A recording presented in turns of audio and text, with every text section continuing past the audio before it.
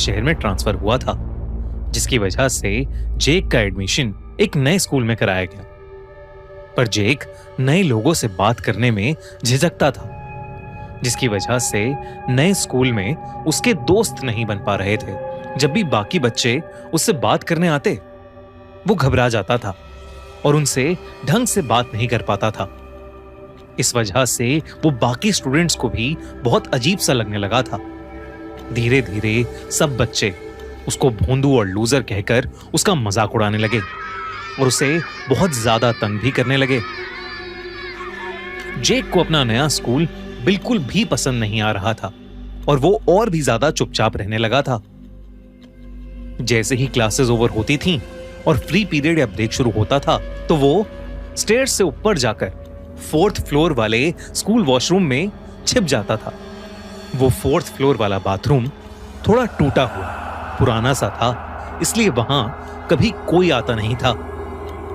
पर एक दिन लंच ब्रेक में जब वो बाथरूम में बैठकर छुप कर रो रहा था, तभी उसे बाथरूम में किसी के घुसने की आवाज आई और वो और भी ज्यादा डरने लगा, क्योंकि उसे लग रहा था कि उसके क्लास के बदमाश बच्चे उसे ढूंढते हुए वहां आ गए हैं। जेक ने घबराते हुए बाथरूम के केबिन के नीचे से झांका तो उसे किसी के फटे पुराने जूते और किसी आदमी के पैर दिख रहे थे। बाहर जो कोई भी था, ऐसा लग रहा था कि जैसे वो गुस्से में गुर्रा रहा हो। जेक बेहद घबरा चुका था। उसे समझ नहीं आ रहा था कि वो क्या करे। तभी स्कूल के लंच ब्रेक ओवर होने की बेल बजी। जेक ने बहुत हिम्मत करके दरवाजा खोला तो उसने देखा कि बाहर कोई भी नहीं है। पर जैसे ही जेक की नजर बाथरूम में लगे मिरर पर पड़ी, उसकी रूह कांप गई। शीशे में उसे दिख रहा था कि उसके पीछे कोट पैंट पहने एक बूढ़ा सा आदमी खड़ा है। एक बहुत ही अजीब ढंग से देखता हुआ मुस्कुरा रहा है। लेकिन असल में जेक के पीछे कोई नहीं था। जेक ये देखकर बहुत ज्यादा डर गया और बहुत तेजी से बाथरूम से बाहर भागा और सीधा क्लास में जाकर बैठ गया और उसी घबराहट में दिन खत्म होने का इंतजार करता रहा। जब स्कूल ओवर हुआ तो जेक स्कूल के बाहर अपने पापा का वेट कर रहा था और तब उसे फिर से वो बूढ़ा आदमी दिखा। 4th फ्लोर की बालकनी से वो बूढ़ा आदमी उसे बाय कर रहा था, वही भयानक मुस्कान लिए। इससे पहले जेक किसी को कुछ बोल पाता, उसके पापा उसे लेने आ गए। आज जो भी स्कूल में हुआ था, उससे जेक बहुत ज्यादा शॉक्ड स्टेट में था, इसलिए वो अपने पापा को ज्यादा कुछ कह नहीं पाया। जेक उस रात उस बूढ़े आदमी के डर के मारे सो ही नहीं पाया। पर यह तो बस शुरुआत थी।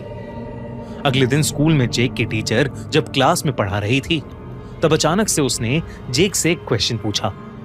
जेक जैसे ही आंसर देने उठा, उसे अपनी टीचर के ठीक पीछे वही कोट पैंट वाला बूढ़ा आदमी दिखा, वैसे ही अजीब ढंग से मुस्कुराता हुआ। जेक उसे देखते ही जोर से चिल्लाने लगा, मैम, आपके पीछे कोई है मैम, मैम। और वो आदमी वहां से गायब हो गया। लेकिन जो जेक देख पा रहा था, वो क्लास में किसी और को नहीं दिख रहा था और इसलिए सबको लगा कि जेक अपनी टीचर का मजाक उड़ा रहा है। सब बच्चे हंसने लगे, लेकिन जेक की आंखों में आंसू थे। जेक की टीचर ने उसे क्लास में हाथ ऊपर करके खड़े रहने की पनिशमेंट दी। सब बच्चे जेक पर हंस रहे थे। तभी अचानक से जेक को बहुत तेज गुस्सा आ गया और उसकी आंखें एकदम लाल हो गईं। उसने क्लास के बुली क्रिस की आंखों में अपनी उंगलियां घुसा के उसकी आंखें फोड़ दी। अचानक क्लास में अफरा तफरी मच गई। क्रिस को फौरन हॉस्पिटल भेजा गया और जेक को प्रिंसिपल के पास। जेक प्रिंसिपल को बार बार कह रहा था कि वो क्रिस को नहीं मारना चाहता था, बल्कि एक कोट पैंट वाला बूढ़ा आदमी जेक के बगल में खड़ा उसे उकसा रहा था। वो बार बार उसे बोल रहा था, hit him, you should hit him, यानी मारो उसे।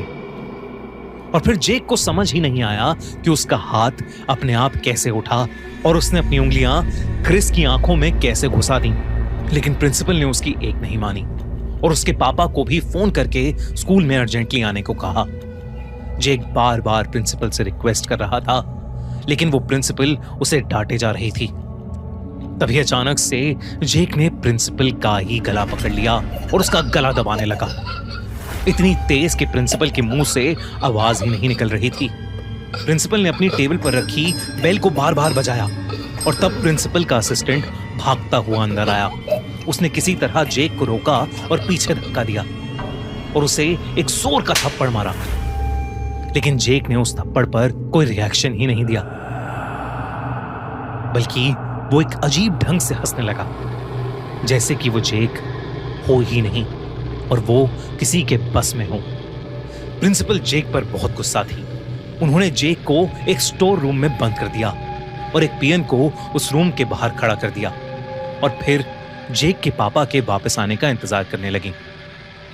कुछ ही देर में उसके पापा स्कूल पहुंचे और प्रिंसिपल सब कुछ उसके पापा को बता ही रही थी कि अचानक उन्होंने स्टोर रूम से एक जोर का धम सुना। जब वो लोग उस स्टोर रूम में पहुंचे तो उनके होश उड़ गए।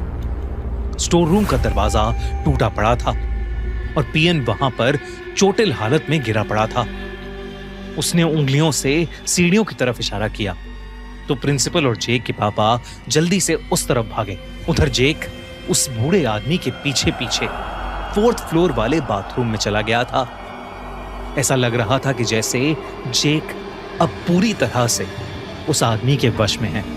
जेक के पापा जैसे ही भागे भागे ऊपर गए, उन्होंने देखा कि कोई जेक को उस 4th फ्लोर वाले बाथरूम के मिरर के अंदर खींच रहा है और जेक का आधा शरीर उस शीशे के अंदर है। ये देखकर उनका दिल दहल गया। वो जल्दी से भागे और उन्होंने पूरा जोर लगाकर जेक को वापस खींचा। जेक बेहोश था। उसके पूरे शरीर पर कई सारी चोटें लगी हुई थीं। उसे जल्दी से जल्दी हॉस्पिटल लेकर जाया गया। जेक ने अपने साथ हुआ पूरा किस्सा शुरू से आखिर तक बताया। उसने कहा कि वो कोट पैंट वाला आदमी उसे अपने साथ उस मिरर के पार अपनी दुनिया में ले जाना चाहता था। तब स्कूल प्रिंसिपल के असिस्टेंट ने बताया कि करीब 2 साल पहले इस स्कूल में एक प्रिंसिपल रॉजर थे।